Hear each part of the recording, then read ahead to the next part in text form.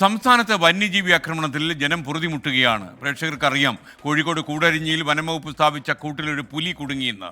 വയനാട് അതിർത്തിയായ തമിഴ്നാട് നീലഗിരിയിൽ കാട്ടാനയുടെ ആക്രമണത്തിൽ യുവാവ് കൊല്ലപ്പെട്ടു.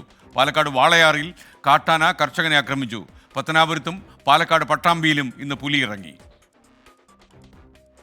3 ആഴ്ച മുമ്പാണ് കോഴിക്കോട് കൂടരഞ്ഞിക്ക് സമീപം പെരുമ്പൂളയിൽ വനംവകുപ്പ് കൂട് സ്ഥാപിച്ചത്. ഇന്നലെ രാത്രിയോടെ 3 വയസ്സ് പ്രായമുള്ള ആൺപുലി കുടുങ്ങി. വെറ്റിനറി ഡോക്ടേഴ്സിന്റെ പരിശോധനയ്ക്ക് ശേഷം പുലിയെ എന്തു ചെയ്യണമെന്നതിൽ തീരുമാനമെടുക്കും.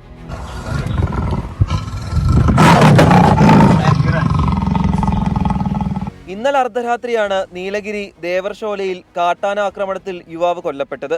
ദേവർഷോല മരമ്പിലാവ് സ്വദേശി ജംഷീദാണ് മരിച്ചത്. പാലക്കാട് വാളയാറിൽ കർഷകന് കാട്ടാനാക്രമണത്തിൽ പരിക്കേറ്റു. വാദിയാർ ചള്ള സ്വദേശി വിജയനാണ് പരിക്കേറ്റത്. 4 മണിക്ക് ഞാനും മാനും കൂടിയിട്ട് അവിടെ ഇരുന്നു. പിന്നെ നോക്കുമ്പോൾ ബാറ്ററി അടിച്ച് നോക്കുമ്പോൾ 3 ആന നിൽക്കുന്നുണ്ട്. 3 ആന അവിടെ നിന്ന് വന്ന് ആട്ടി വിട്ട് പോയത് അവിടെ നിന്നിട്ട് മുടിക്കിയിട്ട് ആന തിരിഞ്ഞു വന്ന് മുടിക്കിയതാണ്. കൂട്ടമാണ് ഇതുവരെയ്ക്കും കൂട്ടം. പിന്നെ അവസാനം ഞാൻ നോക്കുന്ന 4 മണിക്ക് 3 എണ്ണം. പത്തനാപുരം കിഴക്കേ ഭാഗത്താണ് പുലി ഇറങ്ങിയത്. പ്രദേശത്ത് ക്യാമറ സ്ഥാപിച്ച് പരിശോധന നടത്തുമെന്ന് വനം വകുപ്പ് അറിയിച്ചു.